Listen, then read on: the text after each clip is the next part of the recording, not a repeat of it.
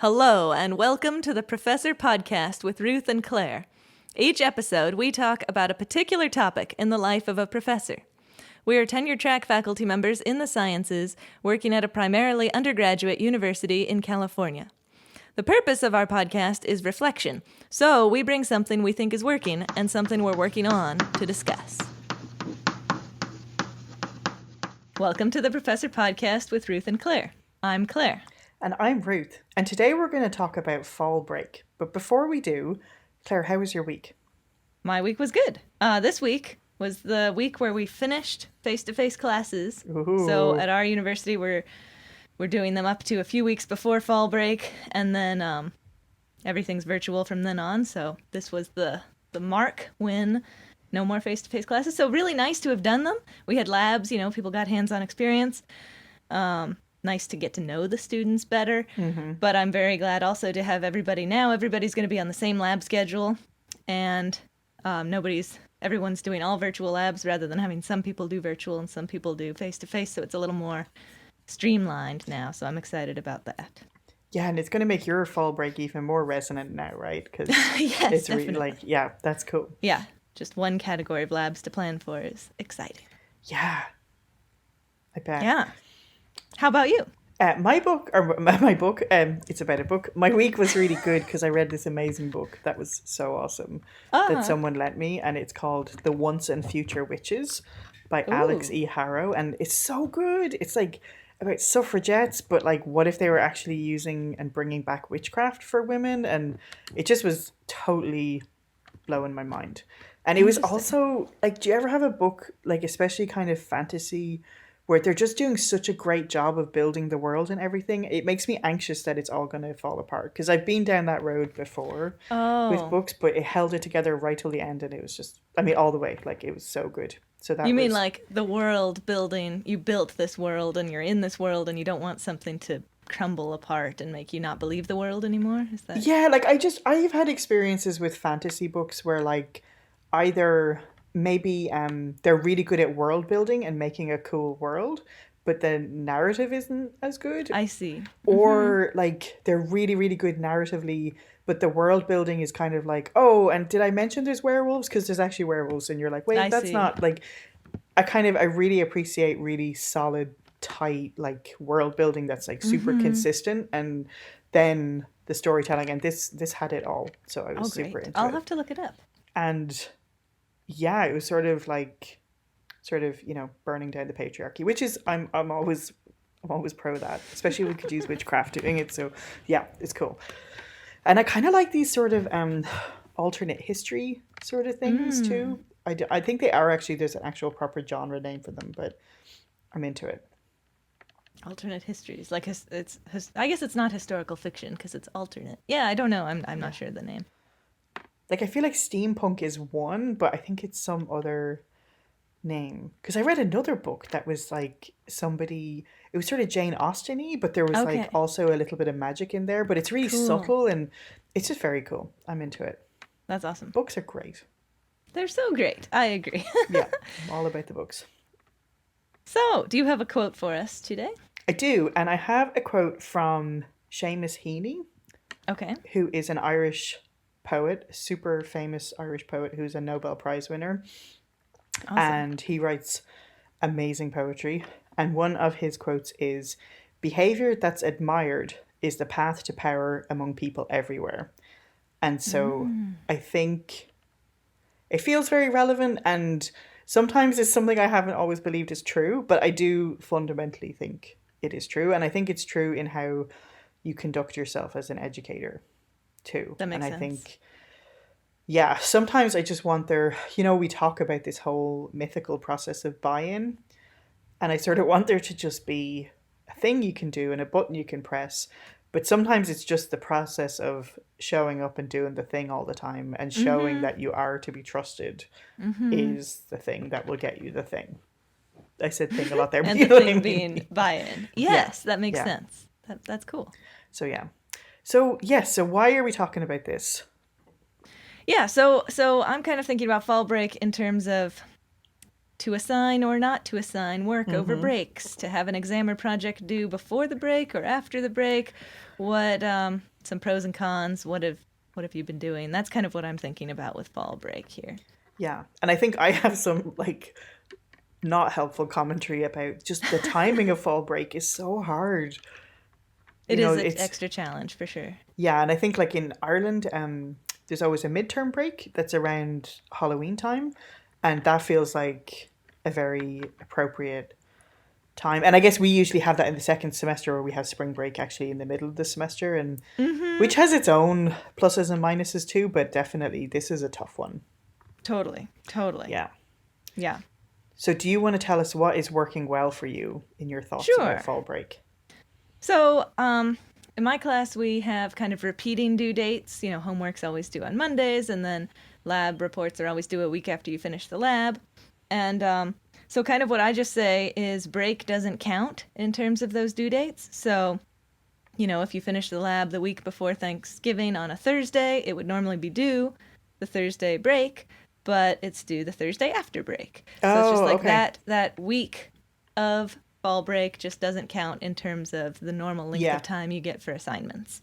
So that works pretty well, I think. Everybody, you know, and then the students can, as their preference, either work a lot over the break and get ahead, or they have pretty much the same amount of time that they normally would have outside, not counting the break time, to do the assignments. So I kind of like that. Yeah, and in like you're saying, in the spring semester where we have a break on our schedule, we have a break more in the middle of the semester. So then I schedule an exam right before that, which I kind of like because then they have an exam and they can kind of relax for a little bit about the class and come back after a week of more relaxation. I don't really do that in the fall just because of the timing. I haven't constructed my schedule to work well with the timing of fall semester for an exam, so I just have it not right before or right after break. I have, you know, a little bit of buffer around the break before. Well, I've ended up with my exam is going to be right before the break, but just because everything has gotten really pushed back for me. So, but it's late. It feels late to be having an exam. Totally. To be doing it now, but yeah. Yeah. So those are kind of my two things that I do that I like. What works for you with? Well, I think really similar to yours, and I think one thing, it's just not assigning work, like extra work during the break, and I think that is really important. And I think partly too, I don't want to get emails about stuff over the break, you know what I mean? And so you're trying to take a break too. Right, and I think like in terms of modeling, like taking breaks is an important part of academia. I think it's a good thing. And it feels like somebody did explain it to me before as an equity issue in terms of like people have very different expectations put on them about break. Like if you're in a family that really expects you to come home and be part of family festivities for the whole time, it's going to be really hard for you to get any work done, you know, and so kind of bearing that in mind. But so this time I did something similar to you because they like have to do a lot of stuff at the end of the week, like watch all the lecture videos and then do the quiz. And so I put the due date to be the Sunday before the break, but I told them they can do it over the break if they want. Like it's, but so it's kind of an option. Right. And I was like, I'm just putting that deadline there because I would love if you, for yourselves, like get to do it beforehand. But then I don't know, because it feels weird. Like, who am I to decide that? Like, it might feel better for them to do it over the week. But if I personally will be trying to get all my work done so I can just not really be engaged with work during that week. Well, I think it's nice that you're giving them the flexibility, the encouragement to do it early. But if, you know, and everybody's got different schedules and different preferences into how they distribute things. So maybe some people prefer not to, and that's cool. Yeah. I like that. I'm kind of I don't know, this could be under working well and working on, but I'm like sort of battling my own delusions about breaks, you know. And so I'm like, great, I'm going to take a break off work, but I think I'm going to reorganize the entire girls' bedroom, like, and it's like, that's not going to happen, dude. But I'm trying to have that conversation with myself and have some slightly more realistic expectations about what, if I could get my laundry done that week, that would be lovely, and that kind of thing. So yeah. And that's another variable is I've taught the same class every year so far in the fall, and I've always ended up having to grade this big writing assignment over fall break. And then I, rescheduled and was like, no, this has to be due earlier so that, and every year it just kept, I ended up deciding again that actually right before fall break was the perfect time for them to turn it in. So that's another variable, is, of course, when they hand things in and when you are grading them as the instructor.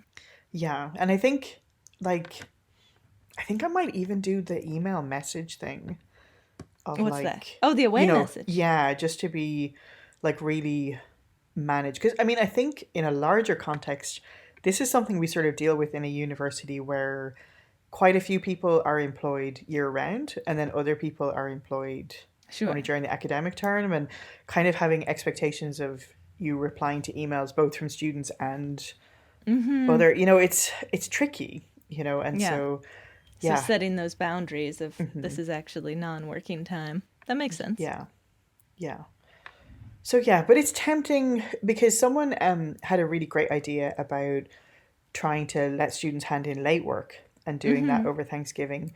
But I was sort of a little torn just from the aspect of like encouraging people to take a break, but then I don't know. But again, it's not for me to decide, I guess, what they should do with their time. But I just remember, I'm sure you've, but like, the thing where you carry all the books home. And then you carry them right back. Yeah, and you didn't even open them, but they're like silently judging you from your bag, like that you are not opening them. And so. It's the same thing with piles of ungraded assignments. Right, or papers. I always print out papers and bring them home and then, it's not wrinkle them up a bit and then bring them back. yeah, I know. It's like, I remember, like, for some reason, because I have often suffered from a banana exploding in my bag. Oh. But that would be the thing where I'd be like, oh, I really need to clear out all these papers now because they're covered in banana. That would always be like the only way to get them to permanently leave my bag.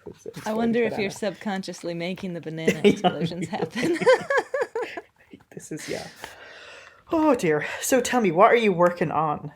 So I'm working on, we kind of mentioned the trickiness of fall break being so towards the end of the semester, and then you come back and you just have a couple weeks and then finals, and it's kind of just a hectic time. And also the similar part of that is that there's so much of the semester, because we don't have, some schools have like a little October break or something like that, but our university doesn't have that. And so there's kind of a lot of burnout, I feel like, coming up to fall break.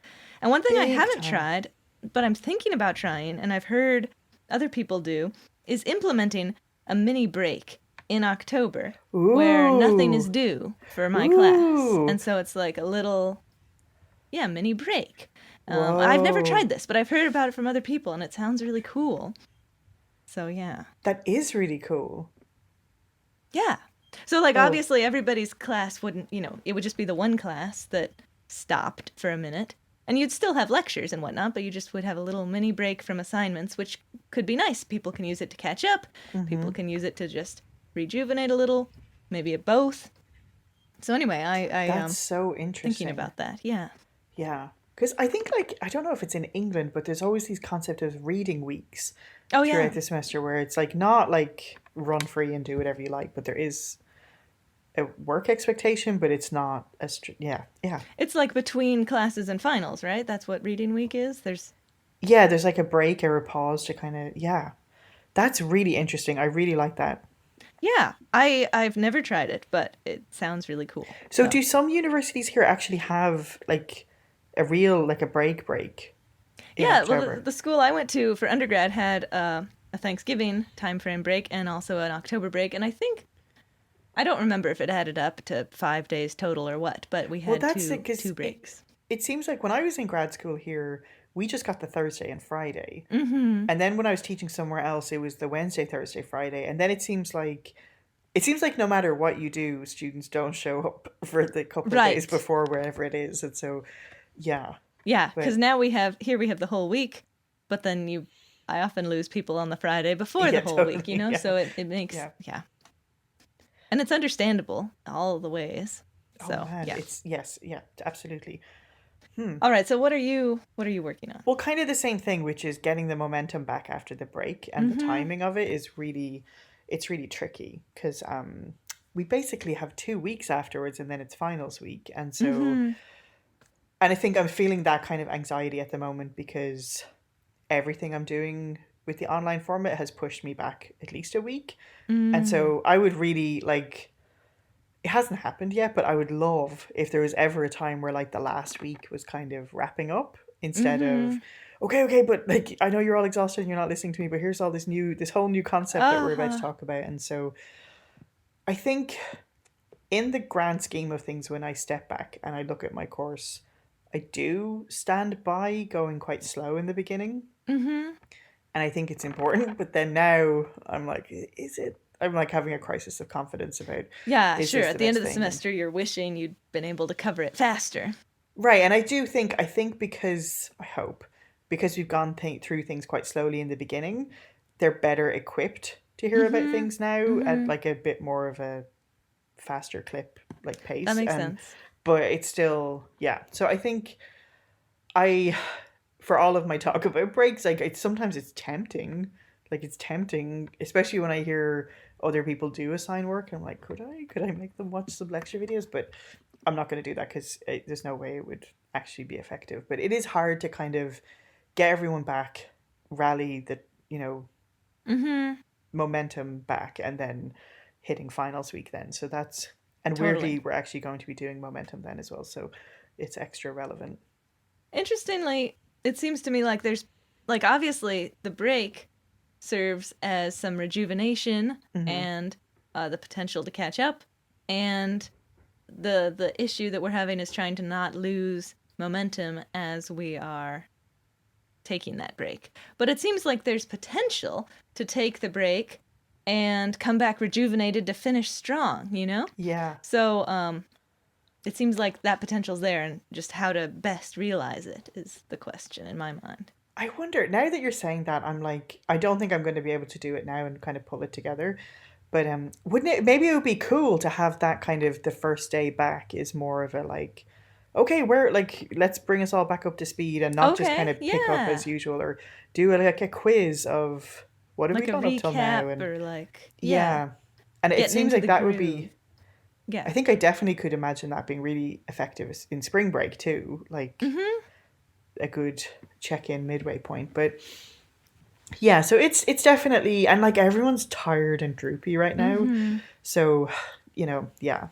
And then another thing that I am working on is um so Thanksgiving is not a cultural thing for me at all. And so like someone explained to me to not say Thanksgiving and call it fall break just to keep it kind of neutral for people. Mhm. And that has been no problem for me because I don't feel super like we do now. We kind of are nostalgic for that because we've done it since we've been in America, but it's not like a childhood thing or whatever. Yeah. But Christmas messes me up. I have no ability to not say Christmas, and so I'm really working on that and trying to be a bit more aware of that, but it just falls right out of my mouth because especially in Ireland there was never any concept of holidays, like that wasn't like referring to it as holidays. It just, Okay. so I think that's something I'm really working on, is trying to Yeah. keep neutral. And even, you know, I don't think it's really relevant here, but like even when people were talking about like talking to students about spring break and maybe not making assumptions that they traveled or had money, Uh-huh. just keeping it neutral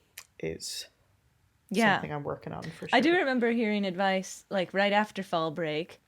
Yeah, to be really sure to keep it neutral because some people might have had terrible fall breaks and some people had great fall breaks and some people traveled and some didn't and all that. And so just trying to bear all those different ears that could be in the room in mind in that first day back, which Yeah. I think is really good advice for everybody feeling welcome.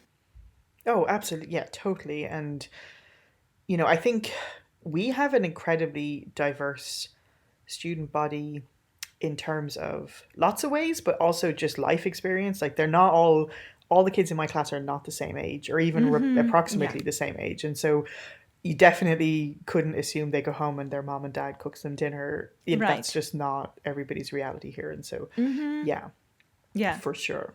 That makes a lot of sense. Yeah. Maybe you can get the Once and Future Witches for your break. Oh, good idea. That'd be, Good it'd be idea. I super have good. it written down. I'll Oh, look it yeah. up. Somebody lent it to me and it's so good. It's so good. Yep. Well, thanks for all the good thoughts. It seems like Yeah. there's some. Yeah, I really like this idea of resetting after the break and trying to gear up to finish the semester strong and thinking about how to best I think set this is that a up. funny one because I think you and me are really of the same mind. Because I was kind of, we hadn't talked about it before, and I was like, oh, I wonder, is she gonna give a lot of work during break, or like, is there, you know? So yes, I think we're both, we need a break, and Yeah. it is part of this whole life balance thing. Sure. Yeah. Yeah, Yeah. And for me, if they're going home and visiting family, I don't want to be taking from that time during their break, Like they have yeah. scheduled time that's school time, and this seems to me like it's scheduled time that's for whatever they need time. And I don't know. Well, Yeah. I co-taught a thing with somebody once, and they really I think I had been aware of it, but not like consciously, like really aware of respecting people's time. And it Mm-hmm. was like we said our, this meeting will end at this time, and that's the minute we're going to end it. Like we're not going to, Mm-hmm. oh yeah, yeah, just one more thing. And yeah, I think it kind of like is that part of that whole thing. Like we don't tell them that they are supposed to work during the break. So Right. yeah, That's that's a it. good point. Yeah. Yeah. Well, thanks, Claire, and enjoy your fall break. All right. You too. Thanks, Reed. Thanks so much for joining us on the Professor Podcast with Ruth and Claire. We're delighted to have you as a listener, and we would love to hear from you. And if you want to email us, our address is contactprofessorpodcast@gmail.com. We'd love to hear any of your suggestions for future shows or professor quotes that you might want to share with us, or even just things that have come up for you when you were listening to previous episodes. And if you've been enjoying the podcast, we would love if you would spread the word. So the best way to spread word is by telling people if you think they should listen to it, or you can leave us a review wherever you listen to your podcasts. Thanks so much for joining us, and we'll see you next time.